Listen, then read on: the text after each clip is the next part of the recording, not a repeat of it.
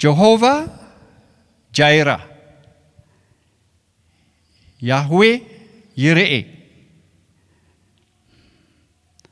አንደኛ እግዚአብሔር ያያል ማለት ነው። ሁለተኛ እግዚአብሔር ያዘጋጃል ማለት ነው። ግን ደግሞ ሌላ የምንጨምረው ትንሽ ሐሳብ በዚያ ተራራ ላይ ይታያል የሚለውን ነው። ጀሆቫ ጃይራን እግዚአብሔርን ስም ይሄ ጀሆቫ ከብዙ ስሞች ጋር ተቀይጦ በተቀጠሉ ስሞች ተጠርቷል ብለናል። ሰዎች ናቸው የጠሩት። ይህን ስም ያወጣለት ሁላችንም እንደምናውቀው አብርሃም ነው። ዘፍጥረት 22:14 ላይ ነው የምታገኙት። ይህንን ስም ማጥራት ስንጀምር አንዳንዱ ነገር ምናልባት እናንተ እግዚአብሔር ረድቷችሁ ሄዳችሁ መቆፈር ያስፈልጋችሁ ይሆናል።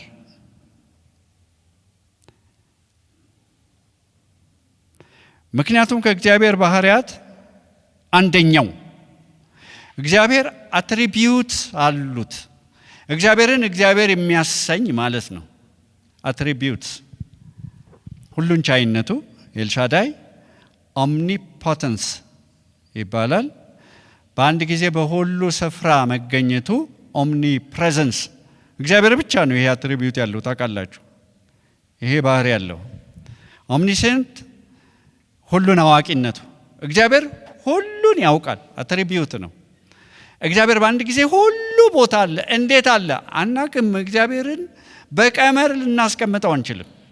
ስለ ዘላለማዊነቱ ስንነጋገር፣ ስለ ስላሴነቱ፣ ስለ አንድነቱ ስንነጋገር በጣም አስቸጋሪ ነው። ከሰው አእምሮ ስኮፕ ይወጣል።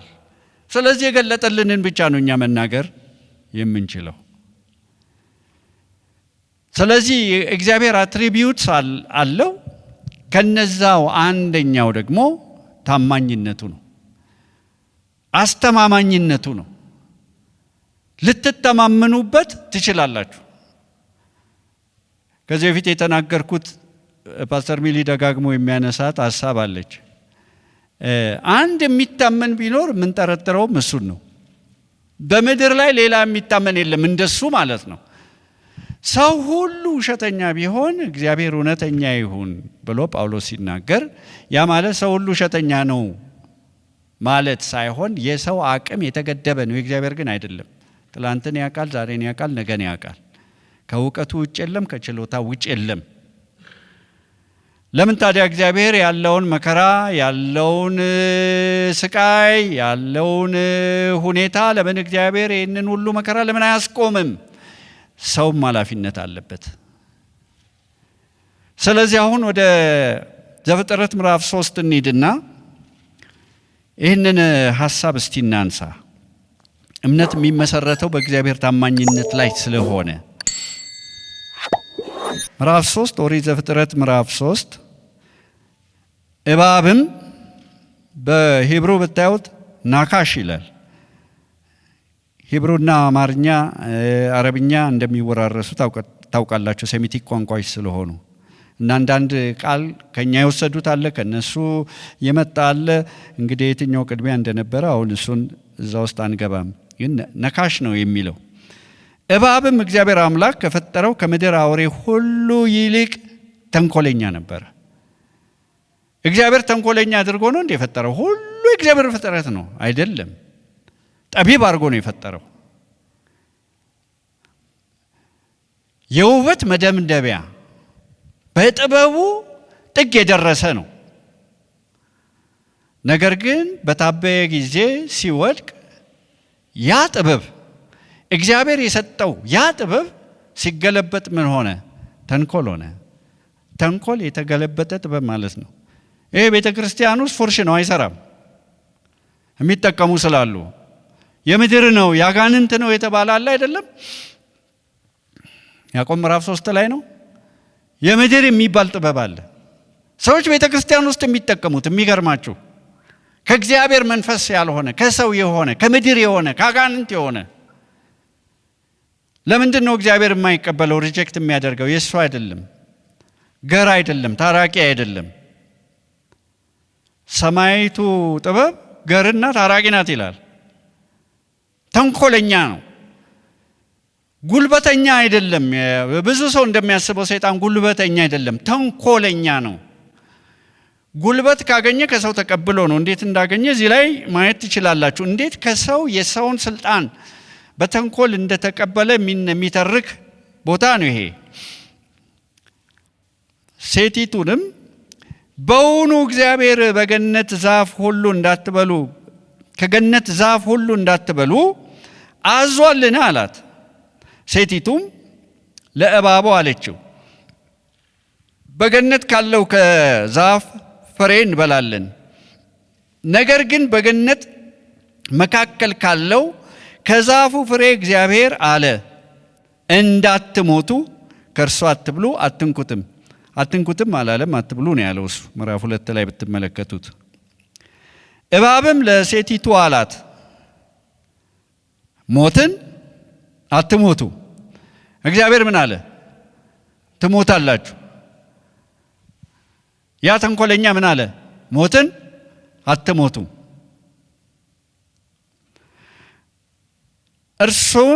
ከእርሷ በበላችሁ ቀን ዓይኖቻችሁ እንዲከፈቱ እንደ እግዚአብሔርም መልካምንና ክፉን የምታውቁ እንድትሆኑ። እዚህ ላይ ያስተዋላችሁ መስማት ያለባችሁ መልካሙንና ክፉን የምታውቁ እንደማ እንደ እግዚአብሔር፣ እንደማ እንደ ኤሎሂም። ሰው በማን አምሳል ነው የተፈጠረው?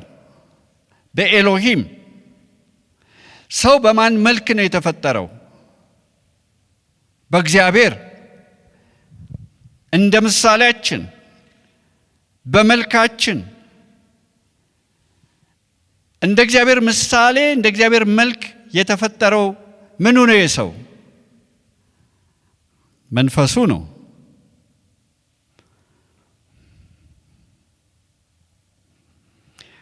ከእርሷ በበላችሁ ቀን ዓይኖቻችሁ እንዲከፈቱ። ዓይኖቻቸው ተከፍተዋል? አልተከፈቱም? አልተከፈተም? ተከፍተዋል። ሰይጣን ሁል ጊዜ ሀፍ ትሩት ነው የሚያወራው፣ ግማሽ እውነት ነው የሚያወራው። አንድ ወንድማችን ነበር እንደዛ የሚገልጥ። ጌታ ኢየሱስ ክርስቶስ መጥቶ እውነት እውነት እላችኋለሁ አለ። ሰይጣን ግን እውነት ውሸት እላችኋለሁ ይላል አለ። ጣቢያ መቀላቀል የሚባለው እሱ ነው። ዓይኖቻችሁ እንዲከፈቱ እንደ እግዚአብሔርም እንደ ኤሎሂም መልካምንና ክፉን የምታውቁ እንድትሆኑ እግዚአብሔር ስለሚያውቅ ነው እንጂ። እሺ፣ ሴቲቱም ዛፉ ለመብላት ያማረ እንደሆነ ለዓይንም እንደሚያስጎመጅ ለጥበብም መልካም፣ የዓይን አምሮት፣ የሥጋ ምኞት፣ ስለ ገንዘብ መመካት ትዝ አላችሁ? እዚህ ላይ ከአብ አይደለም የሚለው መልካም እንደሆነ አየች፣ ከፍሬውም ወሰደችና በላች፣ ለባሏም ደግሞ ሰጠችው፣ እርሱም ከእርሷ ጋር በላ። የሁለቱም ዓይኖች ተከፈቱ። ዓይኖቻችሁ ይከፈታሉ ያላቸው እውነት ነው፣ ግን የተከፈቱት ለጥፋት ነው፣ ለስቃይ ነው፣ ለኪሳራ ነው፣ ለሐዘን ነው፣ ለምሬት ነው፣ ለሽንፈት ነው፣ ለሞት ነው። የሁለቱም ዓይኖች ተከፈቱ። አሁን ዓለምን እየዋሸ ስላለ ነው ይህንን ማስተዋል ያለባችሁ። የሁለቱም ዓይኖች ተከፈቱ፣ እነርሱም ራቁታቸውን እንደሆኑ አወቁ። የበለስንም ቅጠሎች ሰፍተው ለእነርሱ ለራሳቸው ግልድም አደረጉ። እኔ ሰው ሰራሽ ሃይማኖት ይመስለኛል፣ ራሱን ሊሸፍንበት ሕሊናውን ማያነጻ ማለት ነው። የዓለም ሃይማኖቶች እንደዛ አይደሉም? ሕሊናን የማያነጹ። እሺ፣ እነርሱም ቀኑ በመሸ ጊዜ የእግዚአብሔርን የአምላክን ኤሎሂም ጀሆቫን፣ ጀሆቫ ኤሎሂም፣ ኤሎሂም ጀሆቫ፣ ስለ ኤሎሂምና ስለ ጀሆቫ ልዩነት ተነጋግረናል። ድምፅ በገነት ውስጥ ሲመላለስ ሰሙ። አዳምና ሚስቱም ከእግዚአብሔር አምላክ ፊት በገነት ዛፎች መካከል ተሸሸጉ። ከማን ነው የሸሹት? ከእግዚአብሔር ፊት፣ ከእግዚአብሔር ፕሬዘንስ እውነት የሌለበት ቦታ የእግዚአብሔር ፕሬዘንስ አይወደድም። የእግዚአብሔር ሕልውና አይወደድም። ታውቃላችሁ፣ እውነት የሌለበት ቦታ፣ ውሸት የሚሰበክበት ቦታ ሸሹ። ከእግዚአብሔር አምላክ ፊት የሚለው ያንን ነው። ፊት ሲል መጽሐፍ ቅዱስ ብዙ ጊዜ ፕሬዘንስ ነው። በእግዚአብሔር ፊት ኃጢአት ሰሩ ሲል እግዚአብሔር እያለ እግዚአብሔር እያየ ማለት ነው። ዮናስ መታዘዝ አልፈለገም። ስለዚህ ምን አደረገ? ከእግዚአብሔር ፊት ሸሽ። ፕሬዘንሱን ትወዳላችሁ ወይስ ትሸሻላችሁ? ፕሬዘንሱን መውደድ ጤነኝነት ነው። አምላክ ፊት እሺ፣ በገነት ዛፎች መካከል ተሸሸጉ። እግዚአብሔር የማያቸው ይመስል ግን የሰሩት ነገር ወቀሳውን መቋቋም አልቻሉም። እግዚአብሔር አምላክም አዳምን ጠርቶ ወዴት ነህ አለው። እርሱም አለ በገነት ድምፅህን ሰማሁ፣ ራቁቴንም ስለሆንኩ ፈራሁ፣ ተሸሸኩም። ዓይኑ የተከፈተው ራቁትነቱን ለማየት ነው እንዲረዳ። እግዚአብሔርም ለሰው ራቁትህን እንደሆንክ ማን ነገረህ? መልካምና ክፉን እንዲያውቅ ዓይኖቹ ተከፍተዋላ። ቅድም እዚህ ላይ ያሰመርኩበት ምክንያት አለኝ። መልካምና ክፉን መለየትና መልካምና ክፉን ማወቅ አንድ አይደሉም። መልካሙንና ክፉን ለመለየት የለመደ ልቦና ላላቸው ይላል። የተለያዩ ነገሮች ናቸው። ማወቅ ልታውቁ ትችላላችሁ፣ ግን ክፉን ልትመርጡ ትችላላችሁ። አሁን ዓለም እያደረገ ያለው ይሄንን ነው። አዳምና ሔዋን የሚያደረጉት ይሄንን ነው። ራቁትን እንደሆንክ ማን ነገረ? ከእርሱ እንዳትበላ ካዘዝኩ ዛፍ በውኑ በላህን? አዳምም አለ ከኔ ጋር እንድትሆን የሰጠኝ ሴት እርሷ ከዛፉ ሰጠችኝና በላሁ። ብሌሙን ወደ እግዚአብሔር አረገው ማለት ነው። አንተ ባትሰጠኝ ኖሮ አልሳሳትም ነበር የሚል ይመስላል። እግዚአብሔር አምላክም ሴቲቱን ይህ ያደረግሽው ምንድን ነው አላት። ሴቲቱም አለች እባብ አሳተኝና በላው አለች። እግዚአብሔር አምላክም እባቡን አለው ይህን ስላደረግ ከእንስሳት ከምድር አራዊትም ሁሉ ተለይተ አንተ የተረገምክ ትሆናለህ፣ በሆድህም ትሄዳለህ፣ መቼም ቢሆን ቪክቶሪየስ አይሆንም ማለት ነው። አፈርንም በሕይወት ዘመን ሁሉ ትበላለህ። በአንተና በሴቲቱ መካከል በዘርህና በዘሯም መካከል ጠላትነትን አደርጋለሁ። እርሱ ራስን ይቀጠቅጣል፣ አንተም ሰኮናውን ትቀጠቅጣለህ። በአንተና በሴቲቱ መካከል በዘርህና በዘሯም መካከል ጠላትነትን አደርጋለሁ። ምን አደርጋለሁ አለ እግዚአብሔር? በዘርህና በዘሯ። ስለዚህ እባቡም ዘር አለው፣ ሴቲቱም ዘር አላት። አውቃለሁኝ ከብጽዕት ድንግል ማርያም ከተባረከ ትውልድ ሁሉ ብጽዕት ይሏታል ተብሏል አይደል? ስለ እርሷ እንላታለን። ማርያምን አይወዱም ጸረ ማርያሞች፣ ማርያምን ይጠላሉ። ለምን እንጠላታለን? የጌታ እናት መሆኗን አልካድንም። ትንቢት የተነገረላት እንደሆነች አልካድንም። በሷ እንደሚገለጥ እዚህ ተነብያል። ግን ለነሱ አይደለም የምስራቹን የሚነግራቸው። መጀመሪያ የምስራች የተነገረው ማን ነው? ባለፈው ጊዜ አንስተናል፣ አብርሃም ነው። ይህንን ቀጥታ አድሬስ አያደርግላቸውም። ለነሱ ወድቀዋላ፣ አምፀዋል። ግን ለእባቡ ሲነገር ደግሞ ይሰማሉ። እሺ፣ የሴቲቱ ዘር ምንድን ነው? ማን ነው የሚነግረኝ? እጅ አውጥቶ የሚነግረኝ? እሺ፣ የሴቲቱ ዘር እሺ፣ ያስኬዳል። ሌላ? እሺ፣ በሌላ በኩል ጠይቃችሁ ምናልባት የሴቲቱ ዘር ሲባል ቀለል ሊላችሁ ይችላል። የእባቡ ዘር ታዲያ ማን ነው?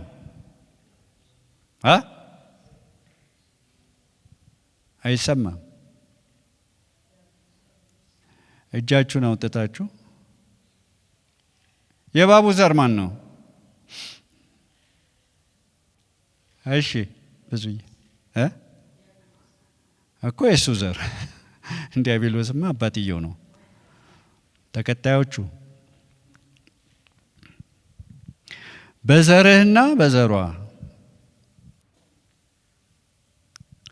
የሴቲቱ ዘር ማን ነው? ኢየሱስ ነው አይደል? ታዲያ የምስራች እንዴት ይሆናል? ኢየሱስ ነው። ኢየሱስ ታዲያ ማን ነው?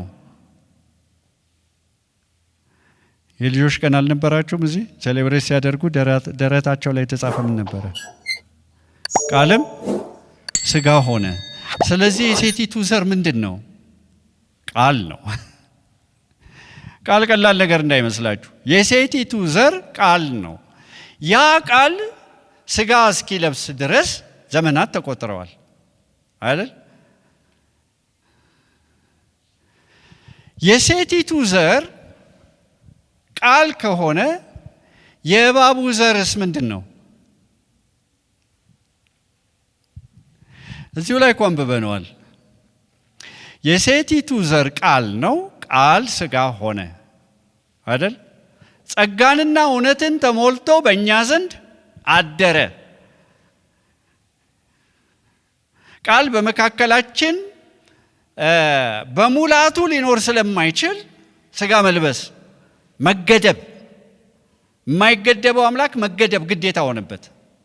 በመካከላችን አደረ ማለትም ኢማኑኤል እግዚአብሔር ከእኛ ጋር ሆነ፣ በመካከላችን እኛን መስሎ ተመላለሰ። ግን የእግዚአብሔር ቃል ደጋግሞ እንደሚነግረን እሱ የዘላለሙ ቃል ነው። በመጀመሪያ ማን ነበረ? ቃል ነበረ። ቃልም በእግዚአብሔር ዘንድ ነበረ፣ ቃልም እግዚአብሔር ነበረ። ቃል መለኮት ነው ስጋ የለበሰው። ስለዚህ የሴቲቱ ዘር ኢየሱስ ክርስቶስ ከሆነ ወይም ደግሞ የዘላለሙ ቃል ከሆነ የእባቡ ዘርም ቃል ነው ማለት ነው። የሴቲቱ ዘር የእውነት ቃል ሲሆን የእባቡ ዘር ደግሞ የውሸት ቃል ነው። ጦርነቱ ያለው በእነዚህ በሁለቱ መካከል ነው፣ በእውነትና በሐሰት መካከል ነው። እባቡ ሰው የሚያስተው በውሸት ቃል ነው። እባቡ አንዳንድ ነገር አሳምኗችሁ ከሆነ ከውሸት ቃል ተጽዕኖ ስር ገብታችኋል። ከዛ ተጽዕኖ ስር ለመውጣት የምትችሉት የእውነትን ቃል በመሞላት ነው። የእግዚአብሔር ቃል በሙላት ይኖርባችሁ ይላል። እግዚአብሔር የሚናገረው ነገር በሙሉ እውነት ነው። ስለዚህ ምንድን ነው? ታማኝ ነው። ጌታ ኢየሱስ ክርስቶስ ዮሐንስ ወንጌል ምዕራፍ 17 ላይ ሲጸልይ ምን አለ? ቃልህ እውነት ነው። ስለ ራሱ ሲመሰክር ምን አለ? እኔ እውነት፣ ሕይወት፣ መንገድ ነኝ። እውነት ኮንሴፕት የሚመስላቸው ሰዎች አሉ። ዲያብሎስ ሲዋሽ ምን ይላል? እውነት አንጻራዊ ነው ይላል። ማለት ለአንተ እውነት ከሆነ እውነት ነው ይላል። ይሄ ዲመኒክ ነው፣ የእባቡ ንግግር ነው። እውነት አንጻራዊ አይደለም። እውነት ጠጣር ነው። እውነት ንጹህ ነው። እውነት ኢየሱስ ነው። እኔ እውነት ነኝ ብሏል አይደል? ጲላጦስ ፊት ቆሞ ሲከሰስ እኔ ስለ እውነት ልመሰክር መጣሁ። የሴቲቱ ዘር ነዋ። ሊዋሽ አይችልም። እግዚአብሔር ይዋሽ ዘንድ አይችልም። በቃል ውስጥ የምታገኙትን እውነት ሁሉ አትጠራጠሩ። እኔ ስለ እውነት ልመሰክር መጣሁ ሲለው እውነት ምንድን ነው ብሎ ጠየቀው።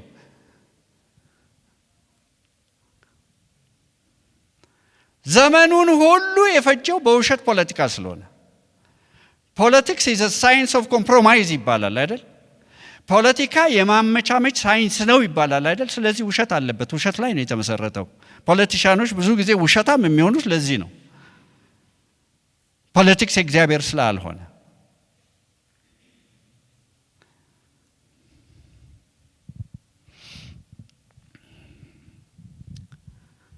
ጌታ ኢየሱስ ክርስቶስ ራሱ ሐሰተኛ ነው አለ። የሐሰት አባት ነው አለ። ምን ማለት ነው? ሐሰት በየአይነቱ የሚፈለፈለው ከእርሱ ነው። ሐሰት የተባለ ነገር በሙሉ የመነጨው የፈለቀው ከሐሰት አባት ከዲያብሎስ ነው። እሱ አለ ከቀድሞ ጀምሮ ሐሰተኛም ነው፣ ነፍሰ ገዳይም ነው። አቤልም በመግደል ነው የጀመረው፣ እስከ ዛሬም ይገላል። ነፍስ ግድያን የሚያበረታቱ ሃይማኖቶች የሱ ናቸው፣ የእባቡ ናቸው። ነፍስ በመግደል የተስፋፉ ሃይማኖቶች በሙሉ የእባቡ ናቸው፣ የአራጁ ናቸው። ስለዚህ የእባቡ ዘር የሐሰት ቃል ነው፣ የሴቲቱ ዘር የእውነት ቃል ነው። ሁለቱ ናቸው ክላሽ የሚያደርጉት። በሰማኸው የትንቢት ቃል መሰረት መልካም ጦርነት አድርግ ሲል ያ መልካም ጦርነት በውሸትና በእውነት መካከል ነው።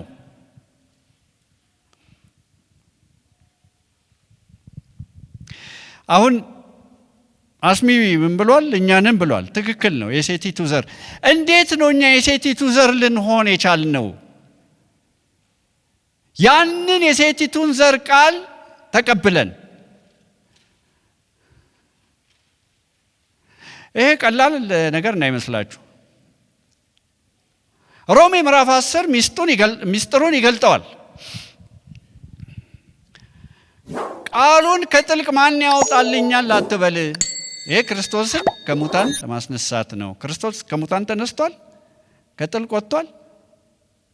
እርግጠኛ አይደላችሁ? ቃሉን ከከፍታ ማን ያመጣልኛል አትበል። ምናልባት ፓራፍሬዝ አድርጌው ሊሆን ይችላል። ይሄ ክርስቶስን ለማውረድ ነው። ታዲያ ቃሉ የት ነው ያለው? ባፍህና በልብህ ቀርቦልሃል።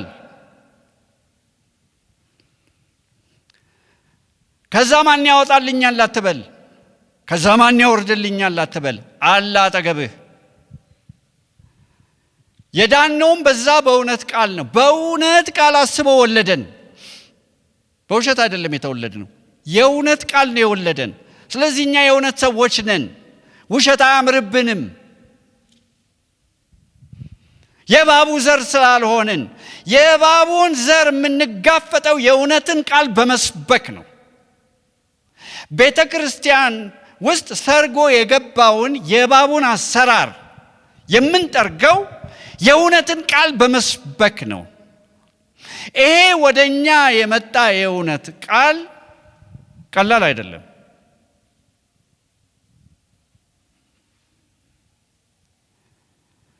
ዮሐንስ 10 ላይ ብንሄድ፣ ዮሐንስ ወንጌል ምዕራፍ 10 ላይ ብንሄድ፣ ምናልባት ቤታችሁ አጥኑት ያልኩት ይሄ ነውና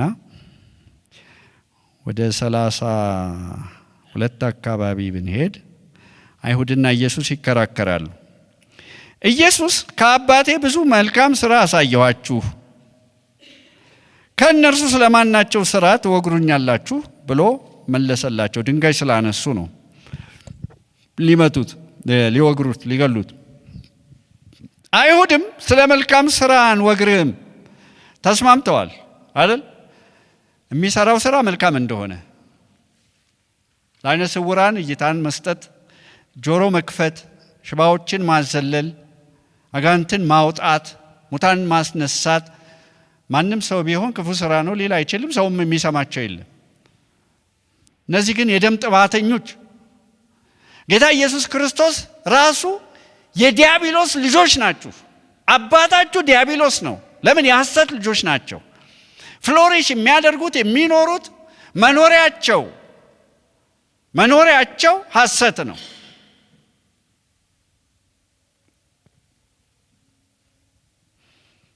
አይሁድም ስለ መልካም ሥራ አንወግርህም፣ ስለ ስድብ ወይም ደግሞ ብላስፈሚ እግዚአብሔርን ስለ መሳደብ ማለት ነው።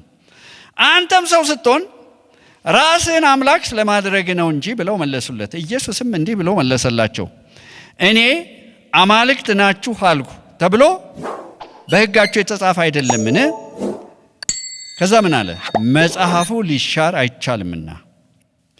እነዚያን የእግዚአብሔር ቃል የመጣላቸውን አማልክት ካላቸው፣ የእግዚአብሔር ቃል መጥቶላቸዋል? የእግዚአብሔር ቃል ለውጧቸዋል? ሕይወታችሁን ለውጧል፣ አስተሳሰባችሁን ለውጧል የእግዚአብሔር ቃል። መጽሐፉ ሊሻር አይቻልም። እነዚያን የእግዚአብሔር ቃል የመጣላቸውን አማልክት ኤሎሂም ለእግዚአብሔር ብቻ አይደለም መጽሐፍ ቅዱስ የተጠቀመው ብያቸዋለሁ። ለዳኞችም፣ ለተለያዩ አያላ ለገዢዎች እንደዚህ ተጠቅመዋል። ኤሎሂም ካላቸው ለምንድን ነው ኤሎሂም ያላቸው? የእግዚአብሔር ቃል መጣላቸው። እዚህ የእግዚአብሔርን ቃል ተቀምጠው መስማት ቀላል የሚመስላቸው ሰዎች አሉ። ስለዚህ ነው ብዙ ሰው ክብደት የማይሰጠው። የእግዚአብሔር ቃል የመጣላቸውን ሰዎች አማልክት ካላቸው ኢየሱስ ነው የሚናገረው። የእግዚአብሔር ልጅ ነኝ ስላልኩ፣ የቲዮስ ልጅ ቲዮስ ነው በግሪክ፣ ነኝ ስላልኩ እናንተ አብ የቀደሰውን ወደ ዓለምም የላከውን ትሳደባለህ ትሉኛላችሁ።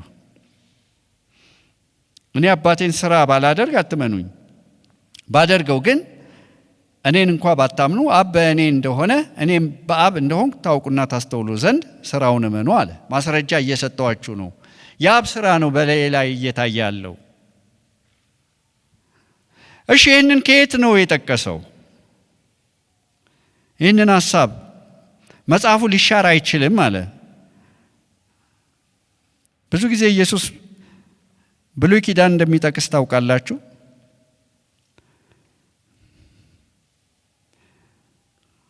ስለዚህ መጽሐፍ ቅዱስ መጽሐፍት ሲል ብሉይ ኪዳንን ጨምሮ ነው። እሺ 82 ላይ እንሂድ እስቲ።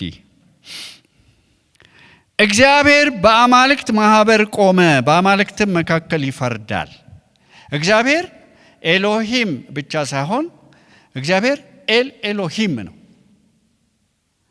የአማልክት አምላክ ነው። እነዚህ አማልክት እነማን ናቸው? እስከ መቼ ሐሰትን ትፈርዳላችሁ? እስከ መቼ ለኃጢአተኞች ፊት ታደላላችሁ?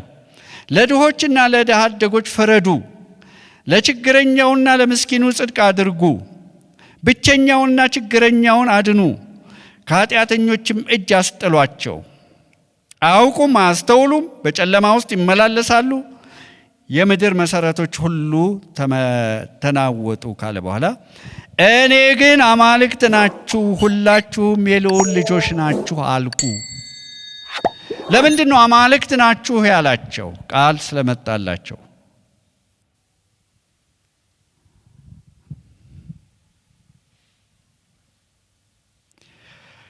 ዘፍጥረት ምዕራፍ 6 ብንሄድስ እንዲህም ሆነ ሰዎች በምድር ላይ መብዛት በጀመሩ ጊዜ ሴቶች ልጆች ተወለዱላቸው። የእግዚአብሔር ልጆችም የሰውን ሴቶች ልጆች መልካሞች እንደሆኑ አዩ። ከመረጧቸውም ሁሉ ሚስቶችን ለራሳቸው ወሰዱ። እግዚአብሔርም መንፈሴ በሰው ላይ ለዘላለም አይኖርም፣ እርሱ ሥጋ ነውና ዘመኖቹ 120 ዓመት ይሆናሉ አለ። እነዚያ የእግዚአብሔር ቃል የመጣላቸው አማልክት የተባሉ ሰዎች ግፍ ስለሰሩ፣ ድሃ አደጎችን ስላልተመለከቱ፣ ግፈኞች ስለሆኑ፣ ፍርደ ገምድል ስለነበሩ ምድር እስኪነዋወጥ ድረስ ነው ፍርድ የመጣው አይደል? እነዚህ ደግሞ የእግዚአብሔር ልጆች የተባሉ የሴቶች ልጆች ማግባት ከጀመሩ በኋላ የሰው ዕድሜ ተቆርጦ 120 ሆነ ጣራው። እግዚአብሔርም መንፈሴ በሰው ላይ ለዘላለም አይኖርም፣ እርሱ ሥጋ ነውና ዘመኖቹ 120 ዓመት ይሆናሉ አለ። በእነዚያም ወራት ኔፍሊም በምድር ላይ ነበሩ። እነማን ናቸው ኔፍሊም? የእግዚአብሔር ልጆችና የሰው ልጆች ውጤት ናቸው። ኔፍሊም በጣም ረጃጅም የነበሩ ሰዎች ናቸው። ወይም ደግሞ አንድ ቦታ እንደሚለው እነዚህና ናምሩድንም ይጨምራል። ናምሩድ በእግዚአብሔር ፊት ኃያል ነበር ይላል። ኃያል አዳኝ ነበር ይላል። ፖዚቲቭ ነው የሚመስለው። ጊቦሪም ነበር ይላል። የጥፋት ውሃ የመጣው ዘር ስለተቀላቀለ ነው ይላሉ። ኔፍሊሞች ነበሩ። የእግዚአብሔር ልጆች የእግዚአብሔርን ትእዛዝ ተላልፈው፣ እነዛ የእግዚአብሔር ልጆች የተባሉ በብዛት በውጭ ሳይ አስተያየታቸው ፈረንጆቹ አስተያየታቸው የወደቁ መላእክት ናቸው ይላሉ። ግን ቃልን በቃል መሻር ይቻላል። እነሱ የሚሉት ትክክል እንዳልሆነ የሚጠቅሱት ዋነኛው መጽሐፈ ሄኖክ ነው። መጽሐፈ ሄኖክ ደግሞ መጽሐፍ ቅዱስ ውስጥ የለም። ስላላመኑበት አውጥተውታል። ግን መጽሐፍ ቅዱስ ውስጥ ደግሞ መጽሐፈ ሄኖክ ተጠቅሷል። ችግር የሚፈጥረው እዛ ጋር ነው። ይሁዳ ላይ አልተጠቀሰም። ሄኖክም ጌታ ከ10 ሺዎቹ ጋር thousands of them ይመጣል ብሎ እንዳለው መጽሐፈ ሄኖክን ነው የጠቀሰው። ስለዚህ መጽሐፈ ሄኖክ ትክክለኛ ነው ይላሉ። እዚህ መጽሐፍ ውስጥ ከሌለ እንቀበለውም እኛ ቢጠቀስም እዛ። ግን እዛ ላይ ምን የሚል ሐሳብ አለ? አሁን እኔ ዲቴል ስለማላውቀው ለማንበብም ብዙ እንትን ስላለው the watchers የሚባሉ አሉ እዛ ውስጥ። እነዚህን the watchers ይላቸዋል፣ ተመልካቾቹ ማለት ነው። የሰውን ሴት ልጆች ያዩ እነዚህ watchers ተመልካቾች፣ እነሱ ከነሱ ጋር ተገናኝተው የፈጠሩት ዘር ነው ኔፍሊም ይላሉ። ግን ጌታ ኢየሱስ ክርስቶስ ደግሞ ስለ ሰማይ ሲናገር በሰማይ ጋብቻ የለም ብሏል። ሁሉም እንደ መላእክት ይሆናሉ ብሏል። ሴትና ወንድ ዘልም አዲስ ፍጥረት ሴትና ወንድ የለውም። ሁሉም እንደ መላእክት ይሆናሉ፣ አይጋቡም፣ አያገቡምም። ስለዚህ የወደቀ መልአክ ሆነ ዋቸርስ ተባሉ ማንም ከሰው ዘር ሊፈጥሩ አይችሉም። አንድ ነገር ጠረጥራለሁ፣ ዕውቀትን ሰጥተው ሊሆን ይችላል። ለነገሩ ሲጀመር የወደቁ መላእክት እንደታሰሩ ነው መጽሐፍ ቅዱስ የሚነግረን። በሰንሰለት እንደታሰሩ ይነግረናል። የወደቁ መላእክት ማለት አጋንንቶች ማለት ስላልሆነ አንዳንድ ሰዎች አጋንንቶችን አሁን ይሄ መጽሐፍ ቅዱስ ውስጥ በግልጽ ስላልተቀመጠ ርኩስ መንፈስ የሚባሉትን እንዲህ ነው እንደዛ ነው ለማለት ያስቸግራል። አንድ ሰው ምን ይላል? እግዚአብሔር የገለጠለትን ሲናገር እነዚህ ርኩሳን መናፍስት ደግሞ የወደቁ መናፍስት ከጥፋት ውሃ በኋላ የተደባለቀ የነበረው ዘር የጥፋት ውሃ የመጣው ከተደባለቀ ዘር የተነሳ ነው ይባላል። ሁሉ በየዘሩ ያብቅል ያለውን ሰዎች አሁን መደባለቅ ጀምረዋል አይደል? ዘር እኮ መደባለቅ ጀምረዋል። ሰውና እንስሳ ይደባልቃሉ። ይህም በዜና ላይ ትሰማላችሁ። ለምሳሌ አሳማ በሰው ልብ ይሰሩ የለ ልብ ሃርቨስት ለማድረግ እጥረት ስላለ በሚል በዛ ሰበብ ነው። ለምሳሌ ክሪስፐር አር የሚባል ነገር ሄዳችሁ ማንበብ ከቻላችሁ ብታነቡ በሽል ደረጃ ጄኔቲካል ኢንጂነሪንግ ማለት ነው። በሽል ደረጃ ሰውን ሞዲፋይ ማድረግ ይቻላል። ምን አይነት ጸጉር አይኑ ምን አይነት ከለር ይሁን ምን አይነት ጡንቻ ይኑረው ዲዛይን ማድረግ ይቻላል። ቴምፐር እያደረጉ ነው። ዘር እየቀላቀሉ ነው። እና እነዚህ ዕውቀት አቀብለው ሊሆን ይችላል እንጂ የእግዚአብሔር ልጆች የተባሉት የእግዚአብሔር ቃል የመጣላቸው ነው አማልክት የተባሉት። አንዳንዶቹ የቃይን ዘርና የሴት ዘር ነው ይላሉ። አንዳንዱ በግልጽ ካልተጻፈ ምንም ልንለው አንችልም። ግን ዋና ለመናገር የፈለኩት የእግዚአብሔር ቃል የመጣላቸው ሰዎች የተሰጣቸውን ከባድ ኃላፊነትና ከባድ ስፍራ ነው። የእግዚአብሔርን ቃል ማመንና የእግዚአብሔርን ቃል መቀበል ወደዚህ ፖዚሽን ያሳድጋል። አሁን ቀላል ነው። ሐዋርያት ነን ማለት ችግር የለበትም ከሆኑ ችግር የለበትም። ሐዋርያ ግን የተጽዕኖ ክልሉ በጣም ሰፊ ነው። ሐዋርያ ማለት ምን ማለት ነው? አፖስቶሎስ የተላከ ማለት ነው አይደል? ከግሪክ የመጣ ቃል ነው አፖስቶሎስ ድሮ የግሪክን ስልጣኔ ተልከው ልክ ያንኑ የሚደግሙ ማለት ነው። በሚሄዱበት ቦታ ሁሉ ያንን እንዲደግሙ የተላከ። ይሄኛው እኛ ጋር ያሉት ሐዋርያት የእግዚአብሔርን ኪንግደም ሞዴል የሚያደርጉ የሚሰሩ ማለት ነው። ምንድናቸው? የተላኩ ማለት ነው። ሴንት ኤንቮይ ተልከው የመንግስተ ሰማያትን ሞዴል የሚሰሩ ምድር ላይ ማለት ነው ሐዋርያት። ይሄ ስልጣን በብዛት የሚገለጥባቸው ማለት ነው። ስለ ሐዋርያት ጳውሎስ የተናገረው ነገር አለ። በመከራ ስለ መጽናት ይናገራል። ስለ ታምራት፣ ስለ ድንቆች፣ ስለ ምልክቶች በሕይወቱ ስለ የሐዋርያት ምልክቶች አሁን እዛ ውስጥ መግባት አልፈልግም። ዋና ለማለት የፈለግኩት ምንድን ነው? የእግዚአብሔር ቃል የመጣላቸው ሰዎች መጽሐፍ ቅዱሱ ራሱ አማልክት ናቸው ብሎ ጠርቷል። ሙሴን እግዚአብሔር ቃል ሰጥቶ ከላከው በኋላ በፈርዖን ላይ አምላክ አደረግኩ ይላል። ሰይጣን የዋሻችሁ ሰዎች አላችሁ። ምንም ማትረባ ማጠቅም ትልነ ወርትለስነ ኖ የእግዚአብሔር ቃል የመጣለት ሰው ተራ ሊሆን አይችልም። እግዚአብሔር አዳምን በመልኩ በምሳሌው ከፈጠረው በኋላ ግዙ፣ አስተዳድሩ፣ ግዙ።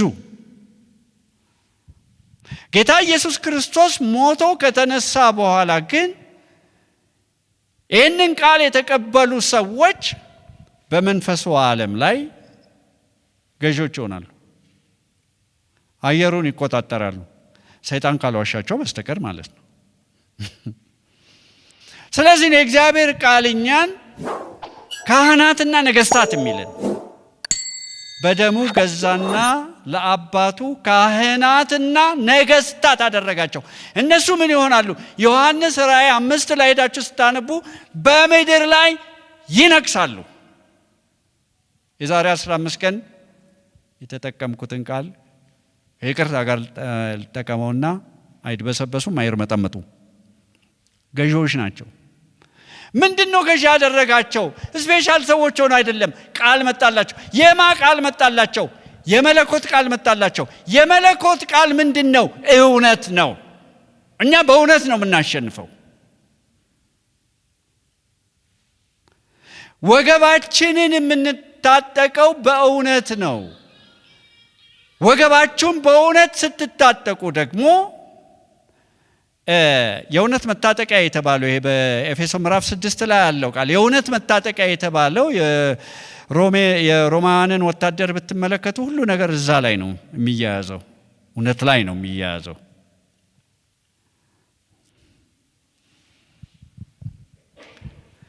መንፈስ ቅዱስ የሚጠቀመው ሰይፍ ጠላትን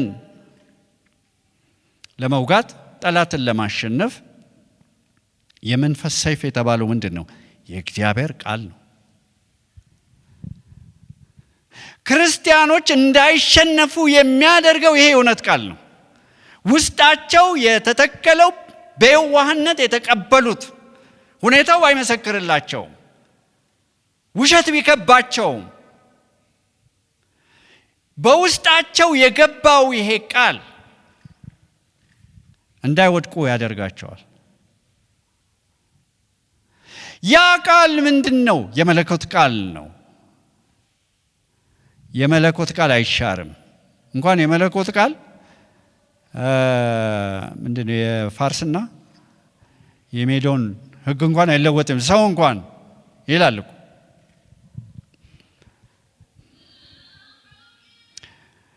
ስለዚህ እግዚአብሔር ቃል ኪዳኑን አይሽርም። በዘመናት የምታዩት ይህንን ነው። ቃል ኪዳኑ አይለወጥም።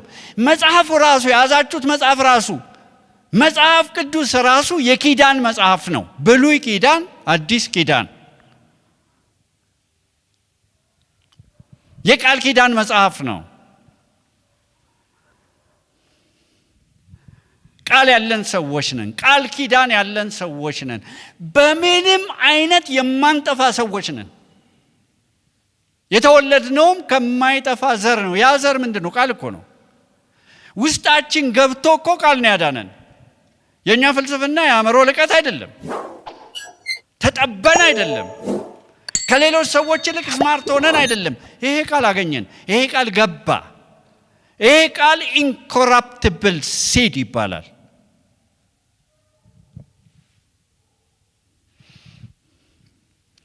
ወደ ዋናው ሐሳብ ሳንገባ በዚህ ሐሳብ ላይ ጨረስን።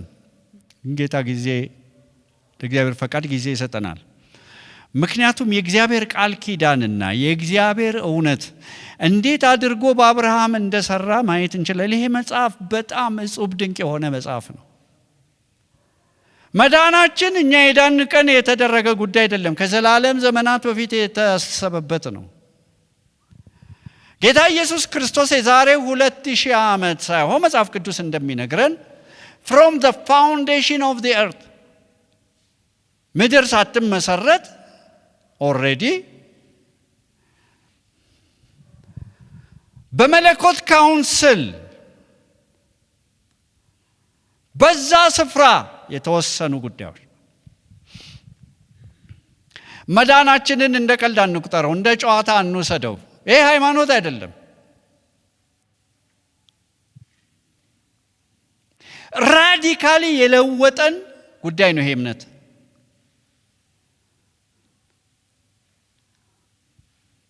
ፍጹም ሌላ ፍጥረት አድርጎ የለወጠን ነው።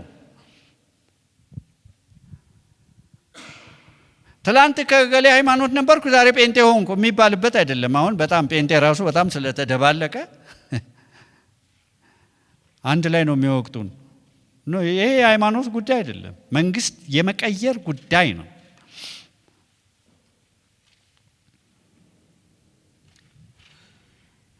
ጨለማ የነበሩ ሰዎች ብርሃን የሆኑት በቃል ነው። ቃል ተቀብለው ነው። ባለፈው እሑድ ያነሳሁት ሰማያዊ ብርሃን የበራላቸው። እንዴት ነው ሰማያዊ ብርሃን የበራልን? ቃል መጥቶ ነው። ያ ቃል ምንድን ነው? የእውነት ቃል ነው። ውሸቱን የሚያሸንፍ ማለት ነው። ስንታመም የምንፈወሰው፣ ውጊያ ሲበዛ ያንን ውጊያ የምናሸንፈው ያን የእውነት ቃል ይዘን ነው። የታሰሩትን ነፃ የምናወጣው፣ የገሃነም ደጆች አይችሏትም የተባለችው ያቺ ቤተ ክርስቲያን በቃል ላይ የተመሰረተችው እኛ አካል የሆንባት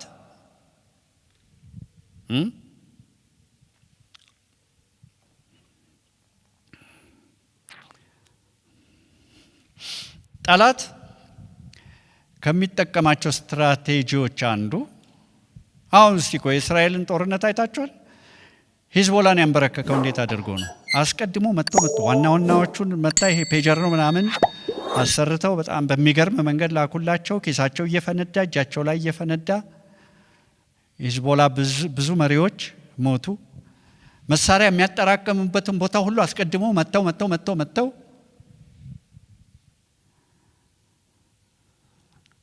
የኢራንን መጀመሪያ የመቱት ምንድን ነው? የአየር መቃወሚያውን መከላከያቸውን አጋለጧቸው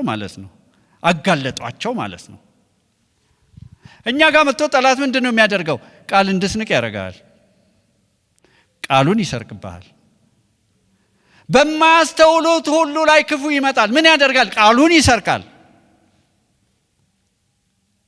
በሳኦልና በዮናታን ዘመን ከሳኦልና ከዮናታን በስተቀር ሰይፍ የታጠቀ አልነበረም።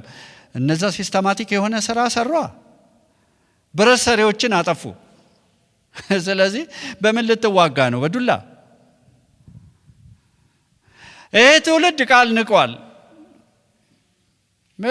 ምንም አይመስለውም ቃል። እንደው ቃሉን ጨርሶ ወደ ትንቢት አይሄድም እንዴ የሚባለውም ማለት ነው። በስፋት ሰው የሚነሽጠው የሚያቁነጠንጠው ቃል ሲሰማ ሳይሆን የሚያቁነጠንጠው ትንቢት የለም። እንደዚህ ሆነልህ፣ እንደዚህ የተደረገልህ። እነዚህ ነገሮች በቃል ውስጥ ስላሉ አንክዳቸው። የእውቀት ቃል የተባለው መገለጥ የሚባለው መናፍስትን መለየት፣ በቃ ሰው ኤክሳይት የሚያደርገው እሱ ነው። ግን አንድ ነገር ልንገራችሁ፣ በተአምራቶች ላይ የተመሰረተ እምነት አይዘልቅም በፍጹም። ስልቹ ነው ሰው። ዛሬ አይቶ ሌላ ይፈልጋል። ለዚህ ነው አንዳንድ ሰዎች የትንቢት ሱሰኞች የሆኑት። እንደተወለዱ ሕፃናት የቃልን ወተት ተመኙ ነው የሚለው።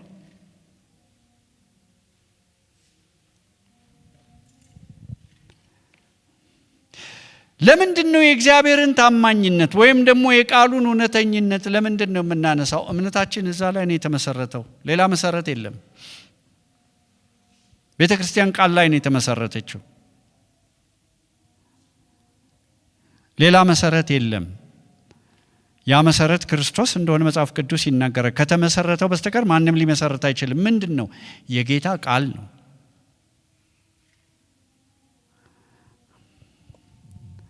ሰው ግን አሁን ቃል ያቃልላል። ጸጋ ስጦታዎች መገለጥ አለባቸው አሉ። ቅድም እንደተናገርኩት የታመቀ ነገር አለ፣ መገለጥ አለበት።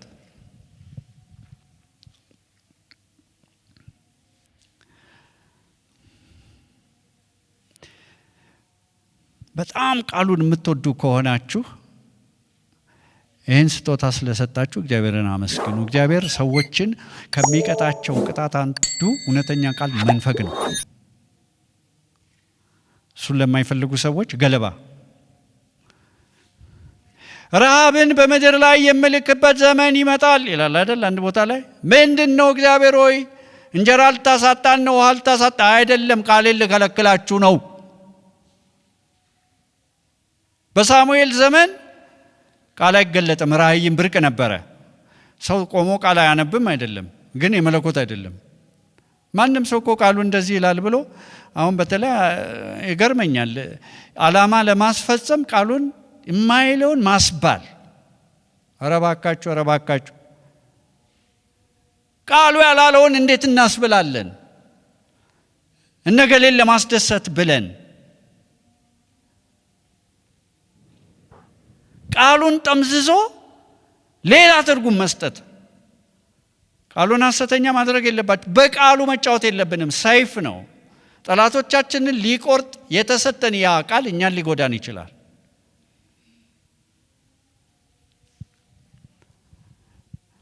ስለ እግዚአብሔር ታማኝነት፣ ስለ እግዚአብሔር ቃል እውነተኝነት የምናወራበት ምክንያት፣ ዋነኛ ምክንያት እግዚአብሔር ለአብርሃም የተናገረውን ቃል ፈጽሟል።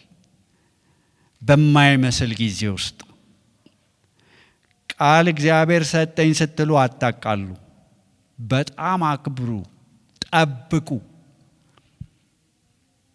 ያልሰጣችሁን ሰጥቶኛል አትበሉ። እግዚአብሔር መናገር ይወዳል፣ ቃል መግባት ይወዳል። እውነት ከሆነ ጠብቁት። ጠላት ይሄ የተቀበላችሁትን ቃል ያቃልላል። ውሸት እንደሆነ እንደማይፈጸም ልብ መጣላል፣ ስራው ተስፋ ማስቆረጥ፣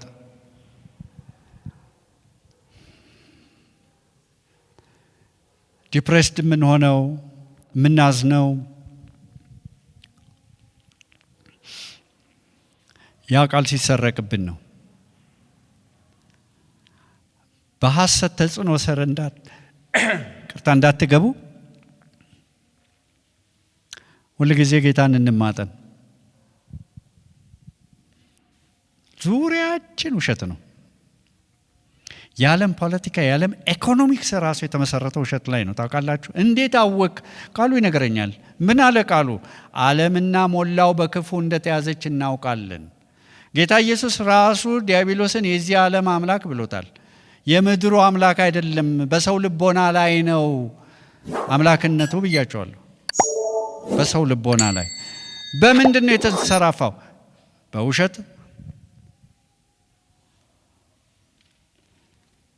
ህዝቡን ሁሉ የሚያስተው ያ የቀድሞ እባብ፣ የተጣለው እባብ ይላል አይደል ራእይ ላይ። ህዝቡን ሁሉ እንዴት ነው የሚያስተው? በውሸት። ውሸት ያመኑ፣ ውሸት የተቀበሉ ሰዎች መጨረሻቸው የዘላለም ሞት፣ ከእግዚአብሔር መለየት ነው። እንደ አዳምና እንደ ሔዋን እግዚአብሔርን የሚጠራጠሩ ሰዎች እግዚአብሔር ካላችሁ ስሜታችሁ ምንም ይበል፣ ስጋችሁ ምንም ይበል፣ ሰው ምንም ይበል፣ የሚፈጸመው የእግዚአብሔር ቃል ነው።